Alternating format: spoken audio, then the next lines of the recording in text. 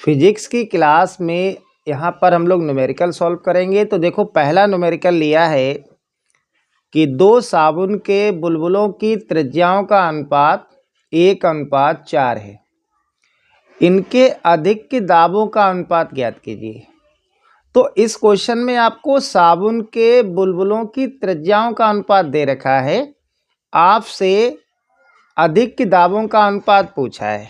ठीक है, तो देखो गिवन में आपको क्या दे रखा है, यहाँ पर त्रिज्याओं का अनुपात दिया है, यानी कि R1 अनुपात R2 आपको दिया है 1:4। आपसे यहाँ पर अधिक के दाबों का अनुपात पूछा है, यानी कि P1 अनुपात P2 equal to question mark, ये आपसे कैलकुलेट करा रहा है। तो देखो यहाँ पर क्या है, साबुन के बुलबुलों की त्रिज्याओं का अनुपात दिया है, अधिक के दाबों का अनुपात पूछा है। तो साबुन के बुलबुले के भीतर अधिक के दाब का सूत्र क्या होता है, आपको सूत्र मालूम होना चाहिए। ये होता है आपका P इक्वल टू 4T/R। इस फार्मूले से हम लोग यहाँ पर सॉल्व करेंगे। ठीक है, साबुन के बुलबुले के भीतर अधिक के दाब का सूत्र क्या होता है आपको मालूम होना चाहिए, P equals to 4T/R। R देखो यहाँ पर त्रिज्या है और T पृष्ठ तनाव है। तो देखो अगर हम पृष्ठ तनाव को यहाँ पर कांस्टेंट ले लें, 4 तो कांस्टेंट ही रहेगा, तो हम इसको लिख सकते हैं P समानुपाती 1/R। इस फार्मूले से हम सॉल्व करेंगे। ठीक है, तो देखो P1 इक्वल टू क्या हो जाएगा, 1/R1। इसको आप समीकरण 1 ले लेंगे, और P2 इक्वल्स टू क्या हो जाएगा, 1/R2। इसको आप समीकरण 2 मान लें। ठीक है, इसके बाद क्या करना है हमें, समीकरण 1 में आप 2 से डिवाइड कर दीजिए। तो यहाँ लिखना आप इक्वेशन 1 डिवाइडेड बाय इक्वेशन 2। तो पहले LHS में LHS से डिवाइड करिए, तो ये क्या आएगा, P1/P2 बराबर देखो 1/R1। ठीक है, और ये 1/R2 इसके बटे में आएगा, तो इसको हम उल्टा करके लिख देंगे और इनटू का साइन लगा देंगे, तो ये हो जाएगा R2/1। ठीक है, या हम इसको क्या लिख सकते हैं, इसको लिख सकते हैं R2/R1। ठीक है, अब देखो यहाँ से R1 अनुपात R2 दिया है 1:4, यानी कि R1 1 दिया है और R2 कितना है, 4 है।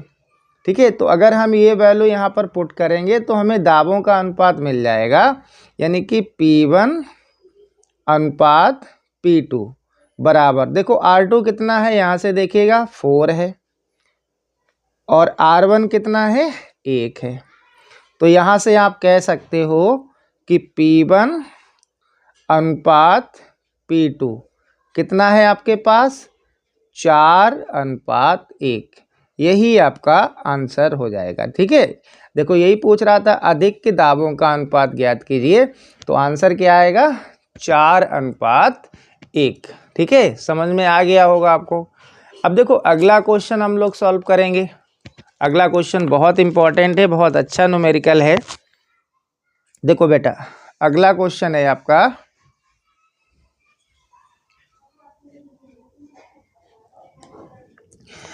देखो क्वेश्चन में कह रहा है कि पारे की एक बूंद की कमरे के ताप पर त्रिज्या 3 mm है, मिलीमीटर है।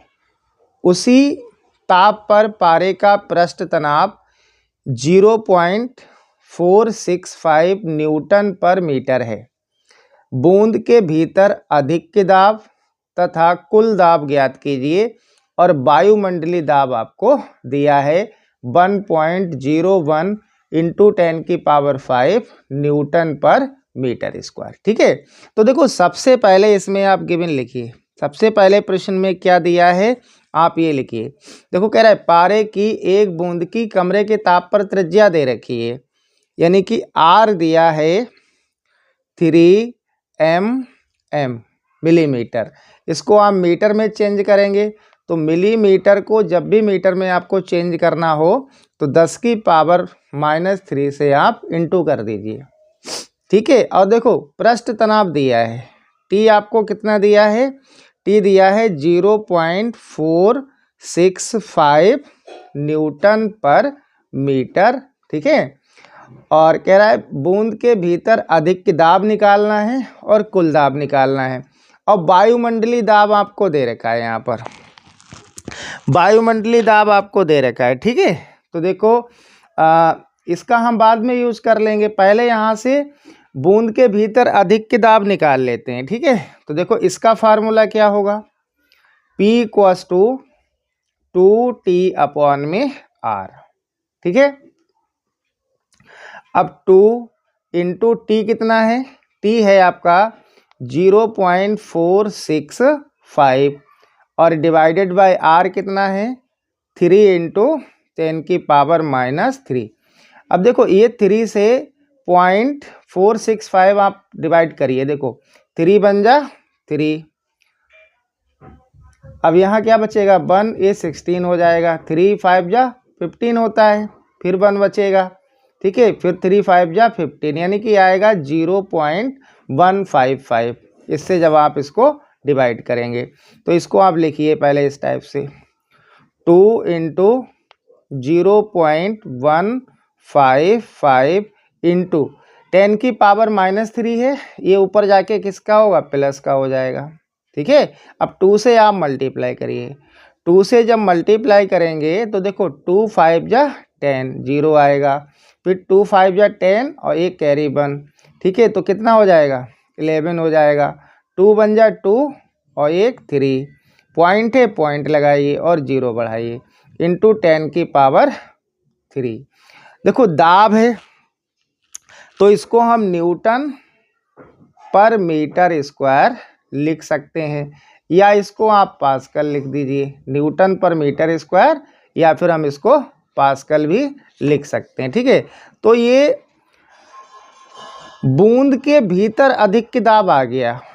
इसको अगर हम और सॉल्व करें तो देखिएगा, अगर हम ये पॉइंट हटाते हैं, ये वाला पॉइंट हटाते हैं तो बटे में क्या आएगा, बटे में देखो पॉइंट के नीचे 1 आएगा और पॉइंट के आगे देखो कितनी संख्याएं हैं 1 2 3, 3 0 आएंगे, यानी कि बटे में 1000 आएगा। 1000 को हम 10⁻³ लिख सकते हैं और ये 10⁻³ से 10⁻³ कैंसिल हो जाएगा, तो हम या करके लिख सकते हैं, या करके लिख सकते हैं इसको 310 न्यूटन पर मीटर स्क्वायर, यानी कि ये भी इसका आंसर है और ये भी क्या होगा, इसका आंसर है। समझ में आ गया होगा आपको।